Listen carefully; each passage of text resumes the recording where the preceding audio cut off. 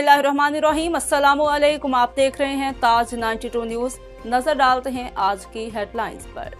टंडोला यार से तारिक हमीद अब्बासी की खबर शामिल करते हैं। एसएसपी टंडोला यार फारूक अहमद बचारानी के हुक्म पर चोरी करने वाले चोरों के खिलाफ ग्रैंड ऑपरेशन करने के हुक्मनामे के बाद मददगार पुलिस हरकत में आ गई।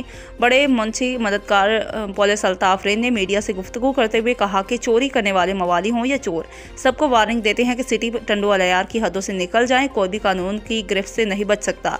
मददगार पुलिस की टीम शब रोज चोरों की तलाशी में मसरूफ है। उन्होंने कहा कि गुज़श्ता शब हैदराबाद रोड से एक मवाली सरिये का बंडल लेकर फरार होने की कोशिश कर रहा था। हमारी टीम को मुखबर ने इतला दी कि मवाली दुकान से चोरी करके जा रहा है, जिस पर हमारी टीम ने बरवक्त कार्रवाई करते हुए 3 चोरों को रंगे हाथों गिरफ्तार करके उनसे सरिया और दीगर सामान बरामद कर लिया, जिनके खिलाफ थाने पर मुकदमा दर्ज किया जाएगा। उनका कहना था कि शहरियों की जान और माल की हिफाजत करना हमारा फर्ज है। एसएसपी टंडोला यार के हुक्म पर चोरों के खिलाफ भरपूर कार्रवाई जारी है और शहर में जब तक एक भी चोर होगा हमारी कार्रवाई जारी रहेगी। उन्होंने कहा कि हुकूमत सिंध और एसएसपी टंडोला यार गिरफ्तार होने वाले मवालियों को कराची मुंतकिल करने के लिए गाड़ी फराहम करे तो शहर से मवालियों का भी खात्मा मुमकिन हो सकेगा और शहर में बढ़ती चोरी की वारदातों में रोकथाम भी आ सकती है।